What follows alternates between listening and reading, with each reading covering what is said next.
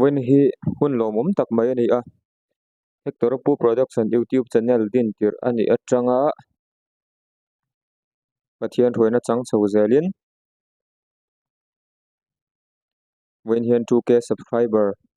kalo nei veta a tuna kan siamang thingpuisen hang hi selna tan tha thuak tan tha em bawk ani chu kan tha cheng em a tini pon thingpuisen hang thatna le atuina hi kan thla thei to bik lo ani angni pon an ching ve ula a that zia an tha fi deuh deuh dawn ani sen moi sel sel khup mai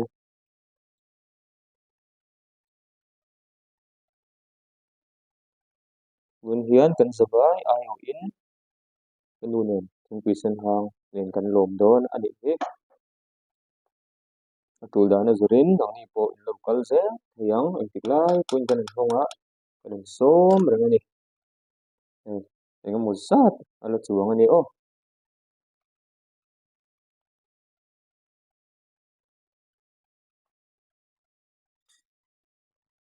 tuna hian kanunen kan in dawn ani he pui lama lo thlir zel dawn nia nei kanunen kan in dawn ani lo thlir theuh dawn nia ale zo vek turo dam doi ani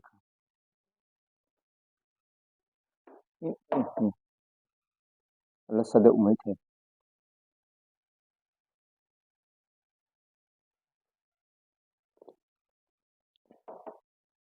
tak thakop mai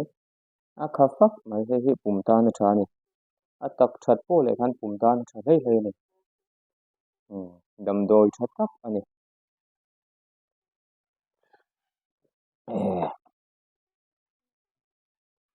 ka channel men clear saka men hut sak tu te zong zong in zaba chunga lom thu ka soya in zero le kan malam bun zela po thei top chua Hector-a production YouTube channel hi kata ani ti hria kan zaba yan da thamei lova kan ta ni na chianga thei top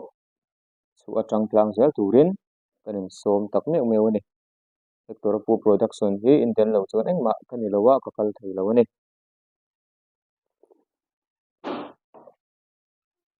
in lo pui to thin ang le kata na in lo tangkai to thin ang khan tunai na sa hian kan la tangkai thei ni ma ni theuh in ti chak thar zel ang u